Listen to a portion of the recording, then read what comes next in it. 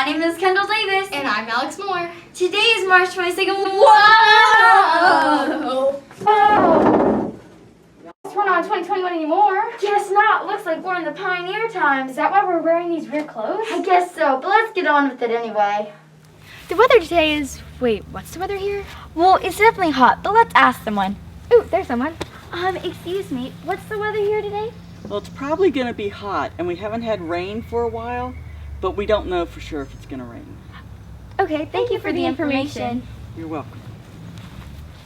Alex, it's almost lunchtime. I'm so hungry. Me too. I wonder what's for lunch around here. Let's walk around and see if anyone knows. Okay.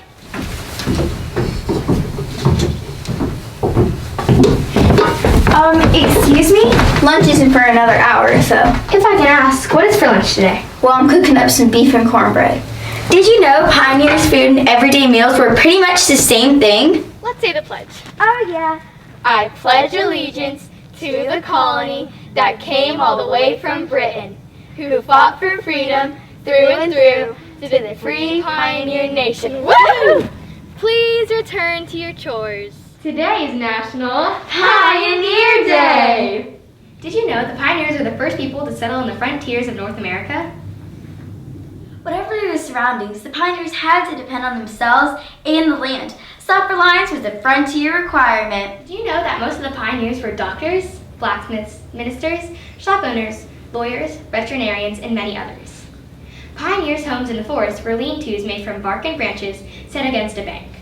When pioneers moved to the Midwest, they discovered a problem: no trees. The pioneers learned to make houses out of clay called adobe houses.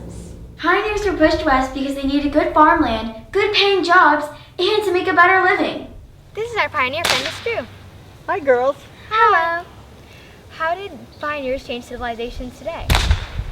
In the old days, they lived very far apart. So they would come together for school and for church.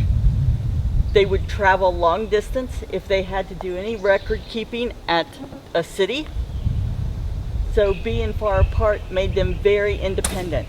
They had to learn how to live and succeed on their own. So my favorite part about them was their creativity. This is a mop. It's made from corn husk and wood. This is their broom. It's made from those palmettos over there. They just cut it down, fold it in half. They've got a broom. That's a gourd. Cut it in half, now you got a water dipper.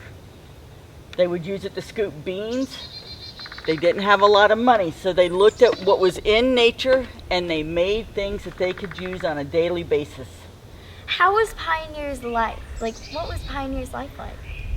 They went to bed when it was dark. They got up when the sun came up. They had to collect their food for breakfast first. They had large families who did all the chores. The kids did all the chores. So, kids went to school at 10 o'clock in the morning, came home at 3, and had more chores to do. Kids were responsible for cutting wood, the laundry, corn grinding, pumping water, all of it. Dad was out clearing the fields or hunting the cows. Mom was making clothes or cooking.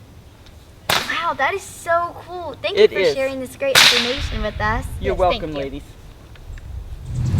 Thank you, Miss Drew and Mr. Terry, for teaching us all about the pioneers. Well, you're welcome. You're welcome. Could you maybe crack that whip one more time? Oh, one more time. There you go. Wow, pioneers are really cool. They sure are, but let's go back to our Nintendo. Whoa! Remember to eat your vittles. Make sure you trailblazers be vital And never do anything perilous. Have a pioneer